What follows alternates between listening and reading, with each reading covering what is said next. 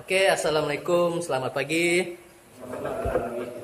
Oke, pada pagi ini kita akan mengulas dan mengulang kaji berkenaan dengan alat pernapasan. Oke.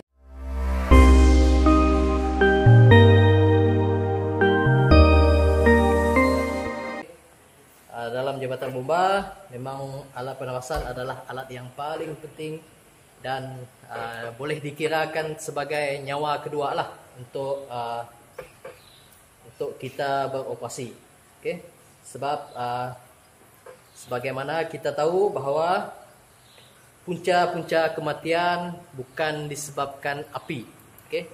Punca-punca kematian adalah disebabkan oleh kesesakan nafas akibat asap. Okay? Jadi sebelum kita nak guna, kita mesti kenal nyawa kedua kita dulu, yaitu alat pernapasan. Okey, dalam alat pernapasan ni dia ada pelbagai jenis.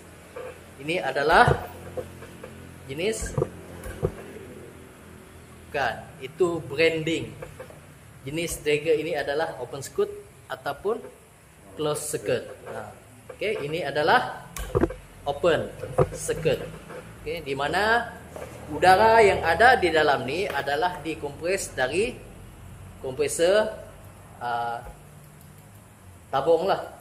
Untuk BA ni kita kompres udara yang ada di luar, yang kita sedut, yang kita bernafas hari-hari, dimasukkan ke dalam tabung ini dan digunakan oleh kita. Sebab itulah kita tidak ada masalah apabila kita nak sedut. Okey. Mask jom. Okey.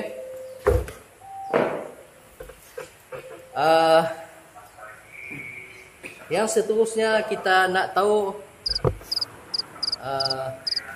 nak sunyi ni mula sesik ke apa. Okey. Michael mula serius sekali. Okey. Yang seterusnya adalah kita kenal bahagian-bahagian dia. Okey. Berapa bahagian? Okey, 4. Sebutkan keempat-empat bahagian tersebut. Okey, silinder. Okey. Backplate. Pneumatic system dan gas mask. Okey. Ini adalah bahagian-bahagian asas. Okey. Ada lagi bahagian-bahagian kecil yang kita harus ketahui dan kita kenali. Okey. Untuk kita sebelum kita menggunakan alat pernapasan ini. Okey. Bahagian-bahagian ini ada juga fungsi-fungsi yang tertentu. Okey. Silinder digunakan untuk penyimpanan udara. Backplate adalah untuk sokongan untuk kita bawa set ini dan memberi keselesaan kepada si pemakai. Okey. Kemudian pneumatic system untuk menyalur udara yang ada di dalam tabung ini ke bahagian-bahagian tertentu seperti face mask dan juga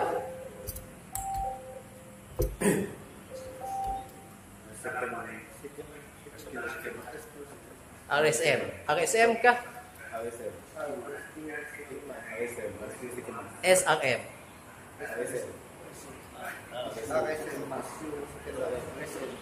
Rescue second mask ataupun second rescue mask. Okey. Dan mask adalah untuk melindungi muka dan memberi kita bernapas. Okey. Melindungi muka kita daripada sebarang kecederaan dan supaya udara yang ada di dalam ini tidak terbebas sebebasnya. Okey. Okey, kenal bahagian. Okey, macam mana kita nak tahu alat pernapasan ini bagus atau tidak ataupun boleh diguna dan tidak boleh diguna. Ujian apa? Okey, ujian tekanan tinggi dan ujian tekanan rendah. Okey. Untuk ujian tekanan tinggi, apa yang perlu kita lakukan? Apa yang kita lakukan untuk apa yang kita lakukan semasa ujian tekanan tinggi?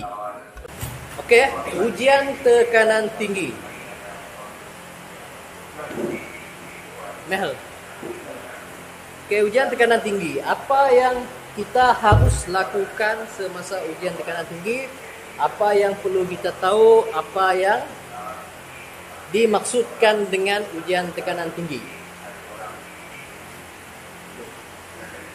Ujian tekanan tinggi. Apakah yang dimaksudkan dengan ujian tekanan tinggi sebelum anda memulakan ujian ataupun pemeriksaan pada tekanan tinggi?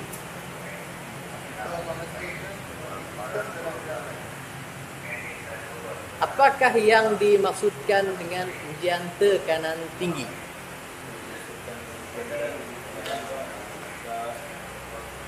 Kita mengetahui apa yang kita guna di dalam tabung dan juga kebutuhannya. Apakah yang dimaksudkan dengan ujian tekanan tinggi dan tujuannya? Pemeriksaan udara yang direct. Okey, ujian tekanan tinggi adalah ujian yang menentukan kandungan sebenar apa yang ada di dalam tabung. Okey. Nah, tekanan sebenar, kandungan sebenar yang ada di dalam tabung. Okey, sebab itulah ujian tekanan tinggi. Kerana dalam tabung ni ada tekanan tinggi. Okey, tekanan tinggi berapa bar, itulah tekanan tinggi. Dan bagaimana kita nak uji, nak periksa tekanan tinggi? Okey. Dalam tekanan tinggi kita perlu 3 pemeriksaan. Okey. 3 pemeriksaan. Yang pertama adalah isi kandung dalam tabung. Adakah tabung ini ada kandungan ataupun ada tekanan ataupun tidak? Okey, itu yang pertama. Kemudian kita nak periksa pneumatic system ini mempunyai bocor ataupun tidak. Okey, sebelum kita gunakan. Kemudian warning whistle. Sebab apa warning whistle dikategorikan di dalam ujian tekanan tinggi? Kerana dia berdekatan dengan tolok tekanan tinggi. Okey. Dan warning whistle akan berbunyi mengikut kadar-kadarnya yang tertentu. Okey, kita akan tengok nanti. Okey. Ujian tekanan tinggi ada tata cara tertentu. Okey. Bagi saya paling senang adalah menggunakan jari. Okey. Ibu jari adalah perkara yang sama. Okey, setiap jari-jari ini mempunyai peranan dia masing-masing semasa kita membuat ujian tekanan tinggi. Okey. Ibu jari mempunyai persamaan tata cara. Okey. Jari telunjuk, jari tengah, jari manis dan jari kelingking ada peranan dia masing-masing. 6 perkara sahaja yang harus kita lakukan. Yang paling simple lah. Yang paling simple kita lakukan semasa ujian tekanan tinggi. Ibu jari saya maksudkan kepada reset button. Okey. Okey, butang merah. Okey. Butang merah ibu jari. Okey. Kemudian yang kedua, injap tabung, buka injap tabung. Okey. Dan semasa membuka injap tabung, pastikan kedudukan apa? Tolok tekanan tidak menyasarkan kepada manusia. Okey, terlengkupkan di atas meja dan kemudian kita buka perlahan-lahan. Okey, kita buka perlahan-lahan.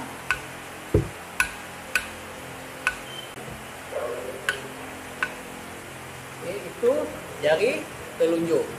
Okey, jari tengah. Pertama sekali adalah kita periksa kandungan udara dalam tabung ataupun tekanan udara. Okey. Dia mempunyai maksud yang berbeza. Okey. Kandungan udara dalam tabung adalah lain dan tekanan udara dalam tabung adalah lain. Okey. Kalau anda ditanya berapakah kandungan udara dalam tabung, kandungan biasa akan disebut sebagai liter, okay, seperti minyak lah. Okay. Bagaimana kita nak tahu kandungan? Saya akan cerita lagi. Okay, kita cerita dulu tekanan dalam tabung. Okay. Jari tengah. Okay, jari pertama adalah reset button. Jari telunjuk adalah buka valve dan terlengkupkan tolok tekanan demi keselamatan. Okay. Mana tahu dia punya cermin pecah. Okay. Sebab pertama, alat pernafasan ini bukan dipersonalkan. Okay. Maksudnya siapa-siapa pun boleh guna. Jadi penggunaan seseorang tidak sama. Ada yang kasar, ada yang lembut, ada yang jaga keselamatan, ada yang tidak jaga keselamatan. Okey. Jadi kita kena terlengkupkan, takut benda ini pecah. Okey. Kemudian jari tengah. Jari tengah baru kita periksa tekanan. Okey. Tekanan adalah 90 bar. Okey. Okey, tadi saya tanya bagaimana kita nak tahu kandungan udara? Okey. Kandungan udara kita nak tahu adalah senang saja. Okey, kita lihat tabung ni, kita tengok bahagian ni. Tabung ini adalah 9 liter. Okey. Kalau 9 liter didarab dengan 90 bar, jadi 9 darab 9 9 liter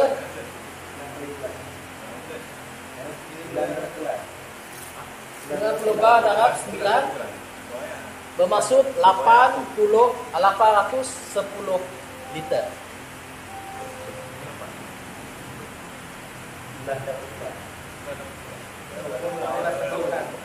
Okey, 810 liter sahaja udara yang ada di dalam tabung. Okey, kenapa kita perlu tahu kandungan udara berbanding dengan tekanan udara? Kenapa?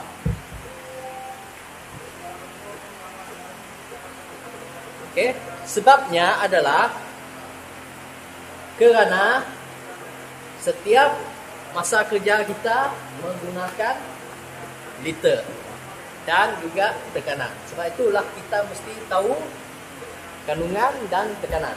Okey. Ada orang biasa guna tekanan. Okey, dah sampai tekanan ni keluar. Jika masa kerja enggak. Okey. Tapi kalau ikut kira-kira, kebanyakan menggunakan kandungan dalam bentuk liter. Okey. Untuk mengira berapa masa kita harus bekerja. Okey. Itu untuk jari tengah. Okey. Jari manis. Okey, jari manis adalah untuk kita memeriksa pneumatic system sama ada bocor ataupun tidak. Okey. Caranya adalah jari manis ni, dalam kandungan jari manis kita tutup semula valve ataupun hijab tabung. Okey. Tutup. Okey. Injap tabung ataupun bebenang untuk menutup ni dia ada bermacam-macam. Ada yang jenis tekan, ada yang jenis tarik untuk kita tutup. Okey. Kalau yang ni ya tarik keluar baru kita pusing. Ada yang jenis interspiro kita tekan baru kita pusing. Untuk kita menutup. Okey. Okey. Selepas kita tutup, kita tengok bal tadi 90 bar. Okey, dalam masa 1 minit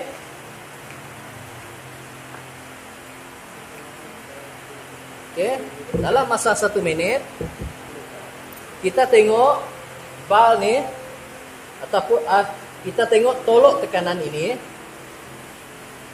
Kalau dia turun berapa? 10 bar dalam masa 1 minit. Okey. Bahawa kita dah tahu pneumatic system ini ada masalah. Ada mempunyai kebocoran. Okey. 30 saat. Kita tunggu sampai 1 minit. Okey, itu jari manis. Okey. Sebab apa saya guna jari, kita mudah ingat. Okey. Okey, 1 minit. Adakah ada perubahan? Tidak ada perubahan. Maksudnya saluran pneumatic system dalam keadaan baik. Okey, kita dah tahu dalam masa 1 minit turun 10 bar ataupun lebih ataupun 5 bar dia turun. Kita nak cek di manakah kebocoran berlaku. Ataupun kita nak semak di manakah kebocoran berlaku. Bagaimana? Ya, menggunakan air sabun. Okey. Menggunakan air sabun, rendam pun boleh. Okey. Rendam dalam air, dalam tangki, ataupun kita gunakan sabun seperti kita memeriksa saluran hos dapur. Okey. Salurkan air sabun seluruh sistem pneumatik. Tengok di mana ada buih, di situlah ada kebocoran. Okey. Okey, itu cara memeriksa. Okey, kemudian jari clinking. Okey. Jari clinking ada peranan dia masing-masing semasa kita membuat ujian tekanan tinggi. Okey, tekanan tinggi. Okey, jari clinking dengan menutup. Okey, menutup apa?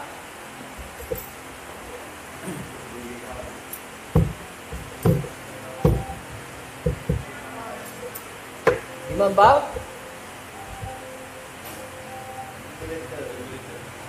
regulator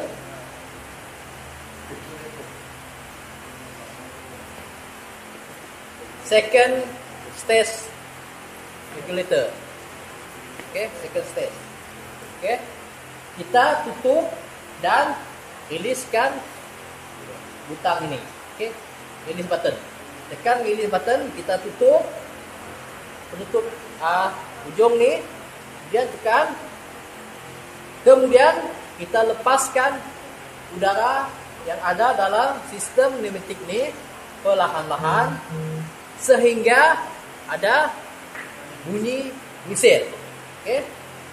Sementara itu kita perhatikan pada tolok tekanan di manakah takat whistle tersebut berbunyi. Okey.